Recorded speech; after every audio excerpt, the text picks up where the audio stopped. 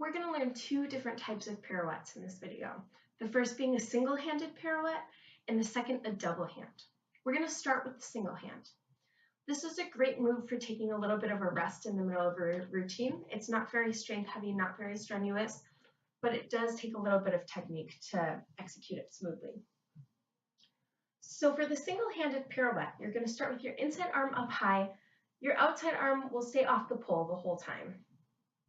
You're going to start comfortably walking around the pole, and when you're ready, you're going to turn under that arm that's reaching up. So under your inside arm, you're going to turn forward. Notice that your hand maintains contact with the pole, but doesn't continue to grip the pole. You roll over your hand.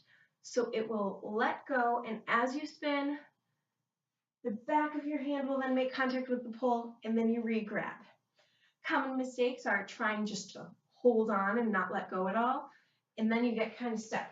You can't keep going without letting go. Other common mistakes, trying to spin backwards, which, while technically possible, doesn't necessarily work as well and definitely isn't as smooth while you're walking forwards around a pole. So go ahead and work on these single-handed pirouettes. This outside arm can just lead you through under your top arm.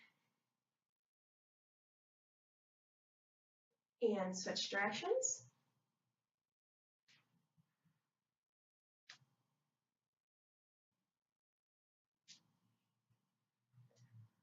When you're comfortable with a single-handed pirouette, you can go on to a double hand. Your top arm is going to be doing the exact same thing, and you're still going to be pivoting under this arm, spinning forward. We're just going to add in that outside arm. So your outside arm will start out and with your palm up. Some people call this a teacup pirouette and tell you to pretend you're balancing a teacup on that outside hand. When you bring this outside arm across as you pivot under, you're going to catch the pole between your thumb and your fingers, still with your palm up. So your palm will look like this. You'll catch the pole right here.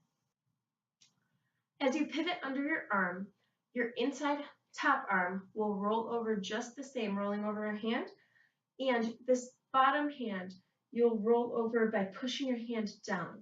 Still kind of rolling over, but down, so you theoretically could grab on again, but instead you're just going to start to roll that hand down, push down, and bring it back up.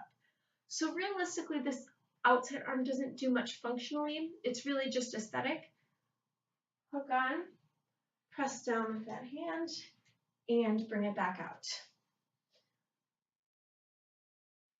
Don't worry if this is confusing to you right now. You can stick with the single-armed pirouettes for now until you really catch on to this one. It's, like I said, it's not super strenuous, but it is a little bit tricky to figure out what to do with this outside hand. Realistically, if you're having trouble with it, you're probably trying to do more than you need to do with this hand. It just hooks on, presses down, and lets go.